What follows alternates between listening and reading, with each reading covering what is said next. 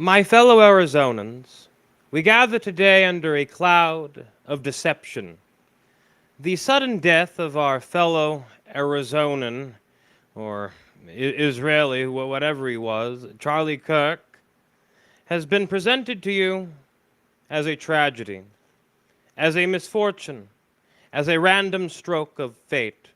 But those who pay attention, who study the patterns behind the headlines, who refuse to take the official story at face value, they already see what this really is.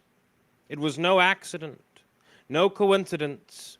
It was a spectacle, a staged managed event, calculated and deployed with precision, designed to serve a narrative greater than one single man's life. And make no mistake, it was designed to redirect outrage, to harden public opinion, to inflame hostility against a people already being crushed under bombs, their voices silenced by smoke and rubble. Let me be, clear first about who Charlie Kirk was. He was no friend of justice, no defender of the weak, no champion of truth, a false Christian, a false man. And to you that might sound harsh, but to me I don't think I sound harsh enough. He was a servant to a cause that has drenched the earth in blood, a cause that clothes mass killing in the language of patriotism, a cause that excuses genocide under the banner of self-defense. Charlie Kirk's career was built on this lie. His devotion was tireless, his obedience absolute.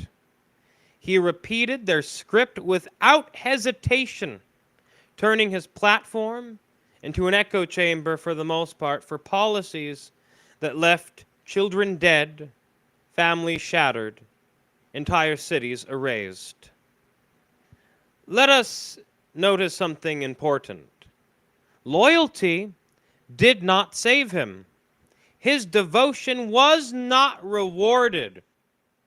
His usefulness expired. His silence became permanent. What then was his crime? What offense marked him for elimination? It was not compassion for Palestinians. He had none. It was not dissent from the slaughter. He never dared. No. His undoing was far simpler. It came at one of his own turning point events when he gave a microphone to a currently dissident Tucker Carlson.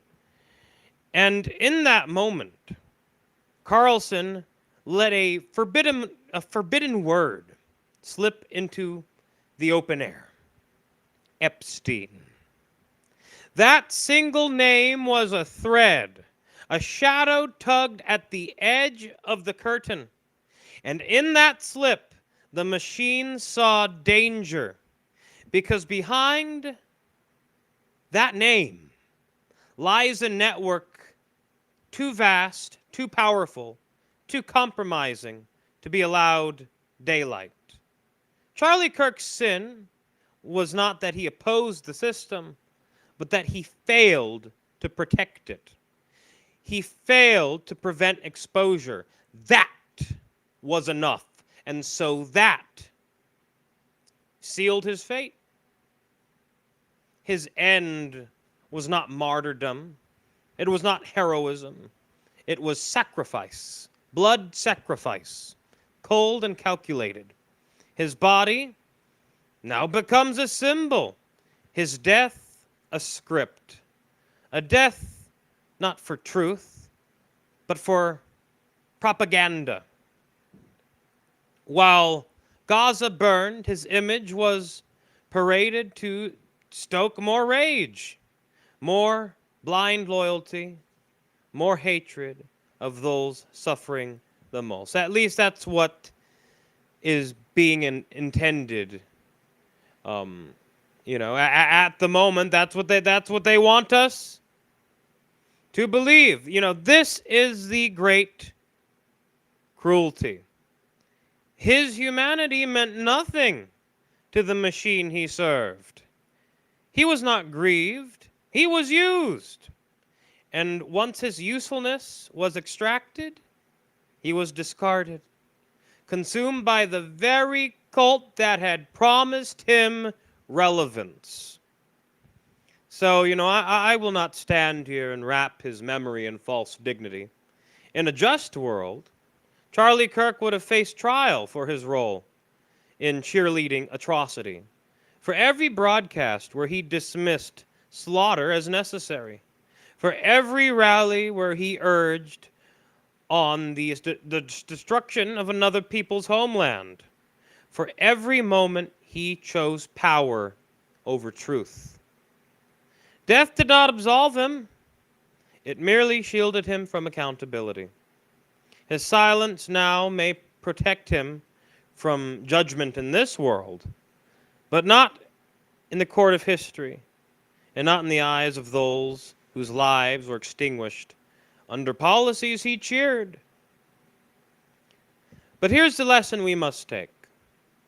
The truth is that no propaganda, this is a truth that no propaganda can erase. Obedience will never buy safety.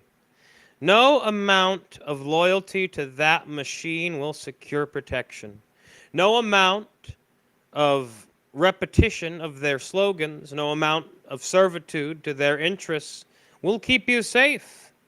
Even the most faithful servant, Charlie Kirk, is expendable.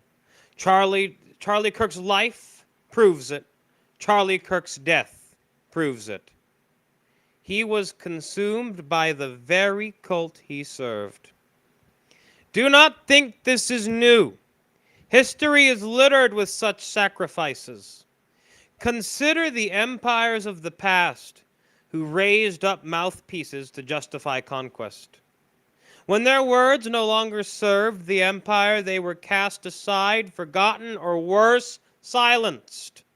Look to Rome, where senators who cheered the Caesars were later executed by the very emperors they praised. Look to the dictatorships of the 20th century, where propaganda chiefs were devoured by the revolutions they once promoted. The pattern repeats because the machine has no loyalty to individuals. Its loyalty is only to its own survival. And Kirk, loud, obedient, useful, became dangerous, not because of what he believed, but because of what slipped through his fingers. That is the cold, merciless nature of the system. So where does that leave us? We're told to mourn him. We're told to honor him. We are told to see his death as proof of righteousness, to let his name justify further oppression. But we must not. We cannot. We must instead expose the machinery. We must use his death as a lens to reveal the cruelty of the system that consumed him. We must remember that while his image is plastered across television screens right now, children in Gaza dig through rubble to find their parents. While commentators eulogize him, I guess that's what I'm doing, in a way. Families grieve sons and daughters who will never be given a headline, never be called a tragedy, never be remembered at all. That is the obscenity of this narrative. And so I say to you, Charlie Kirk's Charlie Kirk's death is not an end. It's a warning. It's a warning. It warns us of the machine's insatiable appetite. It warns us that silence is complicity, but loyalty is no shield. It warns us that the moment you falter, the moment you fail to contain the truth, you too can be cast aside. Charlie Kirk thought himself untouchable, but in the end, he was nothing more than kindling for a larger fire. My fellow Arizonans, I ask you, learn from this. Do not let the narrative swallow you. Do not believe that obedience will spare you. Do not forget that while we are told to mourn, entire nations are told to vanish. Kirk's life and death both prove one truth. The cult consumes its own. And if we are to resist it, we must speak plainly, we must see clearly, and we must never confuse propaganda with truth. That is our charge. That is our task. That is why we cannot and will not be silent.